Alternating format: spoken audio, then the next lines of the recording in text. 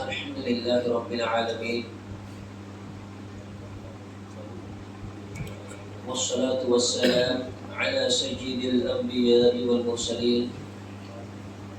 وعلى آله وأصحابه أجمعين ومن تبعهم بإحسان إلى يوم الدين. أما بعد، قال الله تعالى: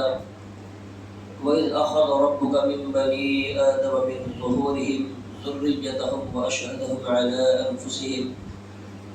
أَلَسْتُ بِرَبِّكُمْ قَالُوا بَلَىٰ شَهِدْنَا أَن تَقُولُوا يَوْمَ الْقِيَامَةِ إِنَّا كُنَّا عَنْ هَٰذَا غَافِلِينَ. وقال: يسألونك عن الأنفال قل الأنفال لله والرسول فاتقوا الله واصلحوا ذات بينكم وأطيعوا الله ورسوله إن كنتم مؤمنين. تمام قسم کی تعریفات اللہ رب العزت ہی کے لیے لائق السلام. حاضرین، بعد نماز تراویح کے درس قرآن کا جو سلسلہ الحمدللہ جاری ہے، اسی میں آج کی تراویح کے اندر جن پاروں کی تلاوت ہوئی ہے وہ 9واں پارہ آدھا اور 10واں پارہ الحمدللہ پون ہو چکا ہے. تو ان دونوں پاروں کے اندر تفصیلاً اگر دیکھا جائے تو بہت ساری وہ چیزیں جو انسان کی زندگی سے جڑی ہوئی ہیں،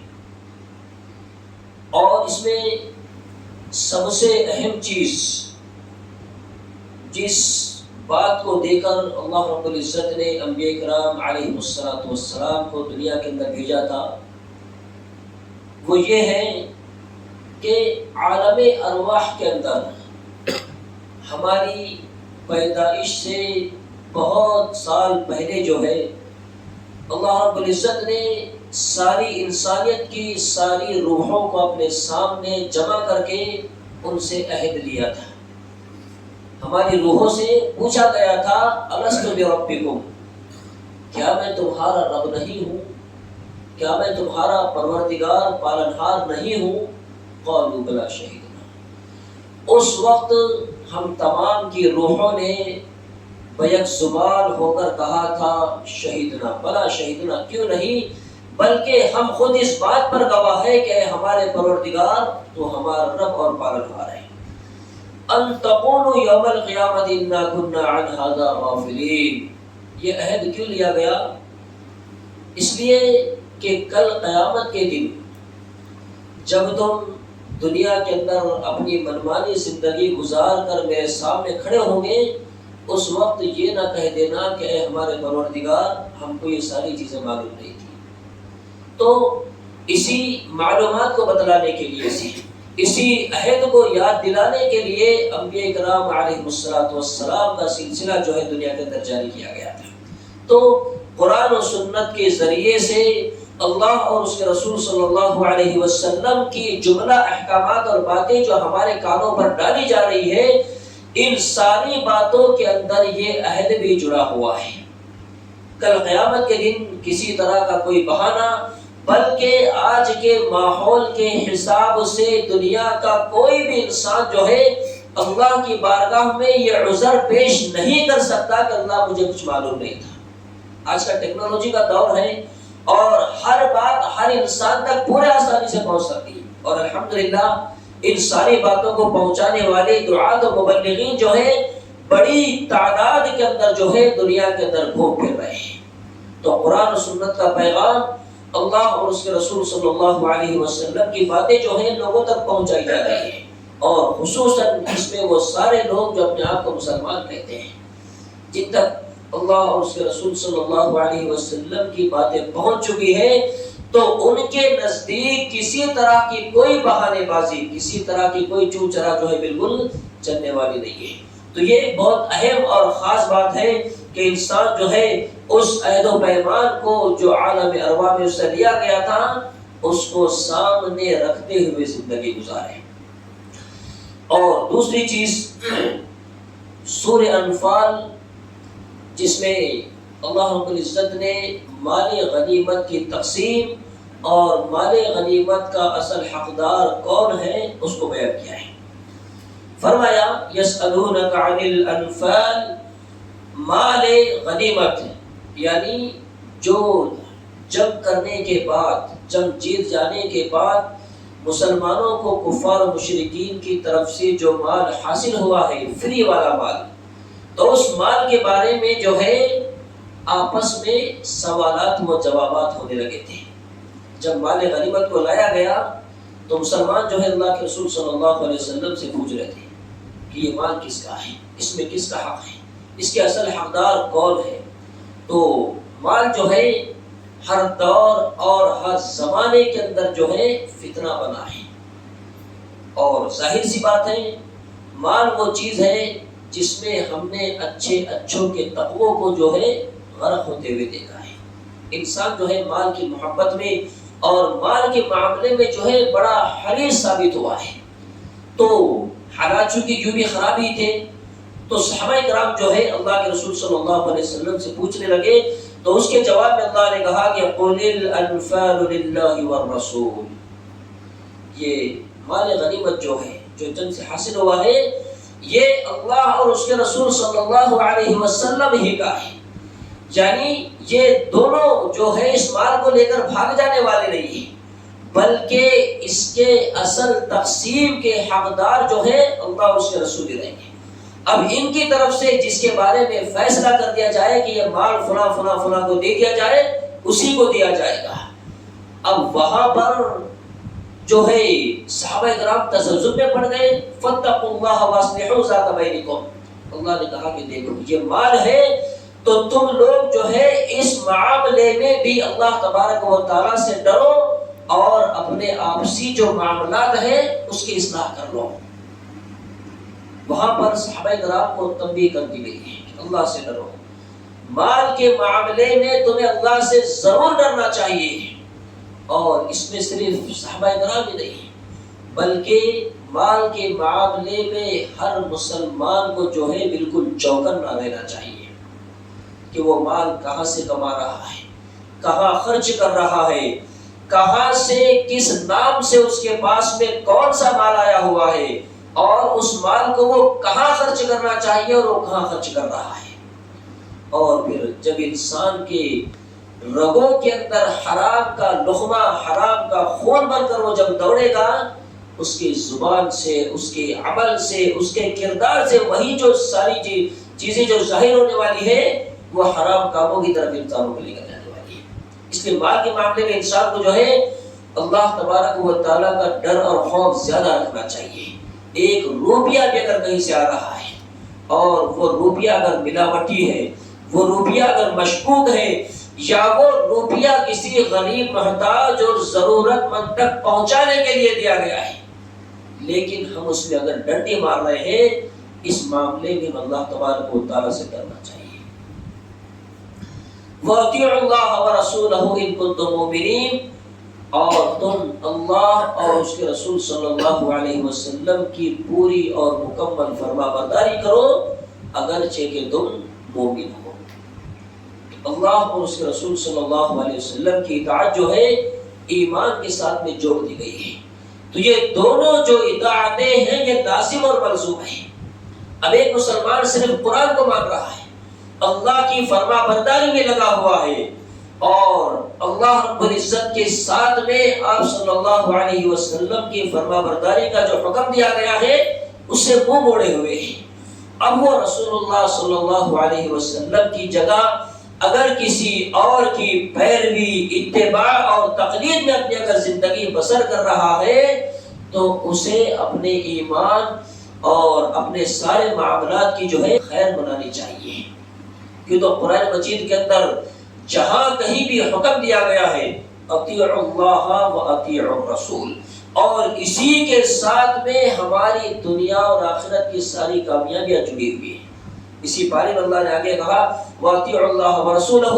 وَلَا تَنَازَعُوا فَتَفْشَلُوا وَتَذْهَبَ رِيحُكُمْ وَاصْبِرُوا، اللہ اور اس کے رسول کی اطاعت کرو اور آپس میں جھگڑا پنچایت نہ کرو، اور اگر تم آپس میں لڑنے بھیڑنے لگو گے تو اللہ تمہاری ہوا جو ہے بالکل کمزور کر دے گا، تم جو ہے کمزور ہو جاؤ گے۔ تو دنیاوی طاقت و قوت اور دنیاوی اعتبار سے ہمارے میجارٹی بنانے کی ایک سب سے بڑی علامت یہ ہے کہ ہم اس پلیٹ فارم پر جا کر کھڑے ہو جائیں جہاں اللہ اور اس کے رسول صلی اللہ علیہ وسلم نے ہمیں کھڑا کیا ہوا ہے۔ تو اللہ کی اطاعت کے ساتھ میں رسول اللہ صلی اللہ علیہ وسلم کی اطاعت بھی جو ہے لازم ہے اور وہ مکمل اطاعت ہے۔ وہاں پر جس طرح قرآن میں کہا گیا ہے کہ وَأُولِي الْأَمْرِ مِنْكُمْ، تم میں جو بڑے ہیں ان کی بھی اطاعت کی جائے ان کی اطاعت بھی کی جائے، لیکن اللہ اور اس کے رسول صلی اللہ علیہ وسلم کی اطاعت کے بعد ان کا درجہ ہے۔ ہم اپنے کسی بھی بڑے کو، کسی بزرگ کو، کسی امام کو، کسی پیر کو ہرگز ہم برا نہیں کہہ سکتے ہیں۔ ہاں، جو انسان قرآن و سنت کی موجودگی میں ان کی باتوں کو مانتا ہے، ان کی طرف اپنے آپ کو منسوب کرتا ہے، یا ان کے بنائے ہوئے احکامات اور اعمال پر زندگی بسر کرتا ہے،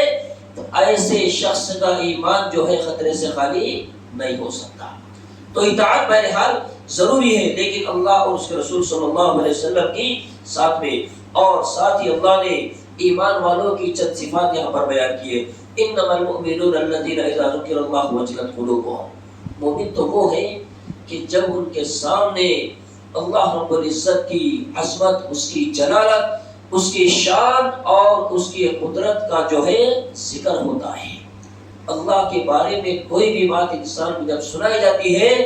وجلت قلوبهم، ان کے دل جو ہے خوف زدہ ہو جاتے ہیں، لرزہ ان کے اوپر طاری ہو جاتا ہے۔ تو یہ ایمان والوں کی صفت اور کیفیت بیان کی گئی ہے۔ اللہ کے ذکر کے ساتھ میں اگر ہمارا دل اگر نہیں دھڑکتا، اللہ کا ذکر سننے سے ہمارے جسم پر اگر لرزہ کر طاری نہیں ہوتا ہے، اور ہم ان سارے ذکر و اذکار کو انسنی کر دیتے ہیں، تو مطلب یہ ہے کہ ہمارا ایمان اس کوالٹی کا نہیں بنا ہے۔ اور دوسری چیز، وَإِذَا تُلِيَتْ عَلَيْهِمْ آيَاتُهُ زَادَتْهُمْ ایمانا، اور جب اللہ کی آیات یعنی قرآن مجید کو ان کے سامنے پڑھا جاتا ہے، ان کو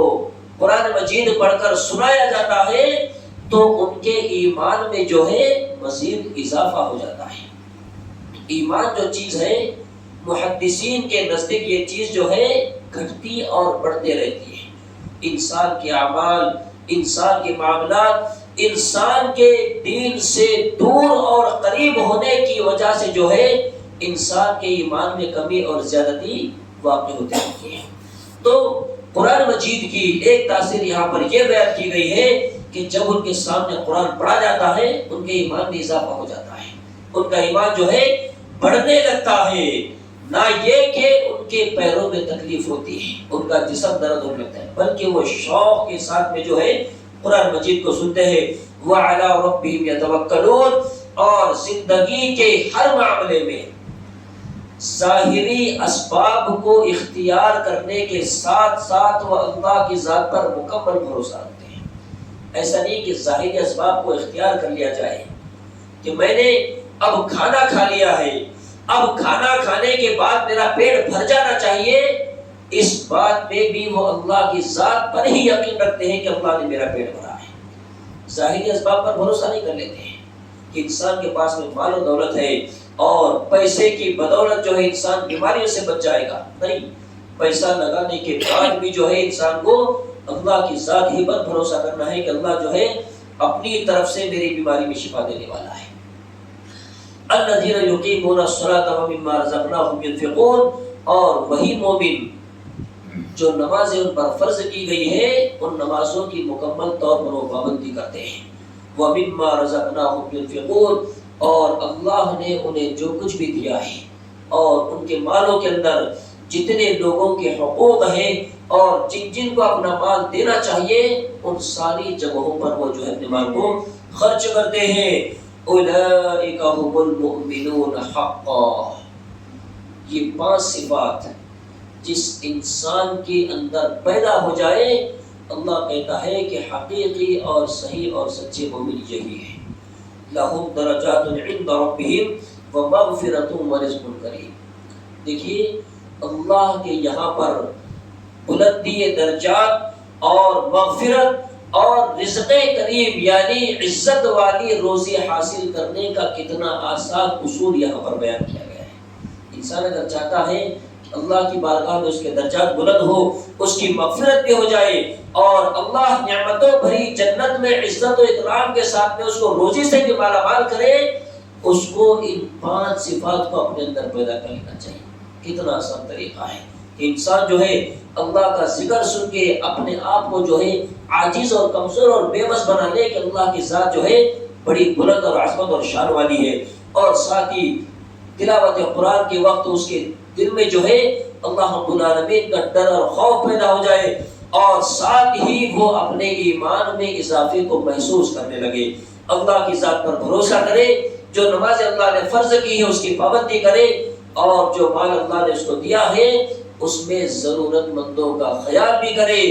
ایسا خوش نصیب اللہ کی بارگاہ میں حقیقی مومن لکھا جائے گا، اور ایسے انسان کے درجات بھی بلند ہوں گے، اور ایسا انسان نعمتوں بھری جنتوں میں جو ہے بہت زیادہ فائدے بھی حاصل کرے گا۔ اللہ تعالیٰ سے ہم دعا کرتے ہیں کہ الہ العالمین ٹوٹے پھوٹے انداز میں ہم جو بھی عبادتیں کر رہے ہیں تیرے ذکر و اذکار کے ساتھ اور تیرے کلام پاک کے ساتھ ہم لوگ جو اپنی زندگی بسر کر رہے ہیں، اللہ ان چھوٹے موٹے اعمال کو اپنے فضل و کرم سے قبول فرمائے۔ اللہ رب العالمین جو باتیں بھی یہاں پر قرآن و سنت کی روشنی میں سن رہے ہیں اس پر سب سے پہلے مجھے اور ہم تمام کو عمل کرتے ہوئے ان باتوں کو دوسروں تک پہنچانے کی بھی توفیق عطا فرمائے۔ آمین۔ وآخر دعوانا الحمد للہ رب العالمین۔ والسلام علیکم۔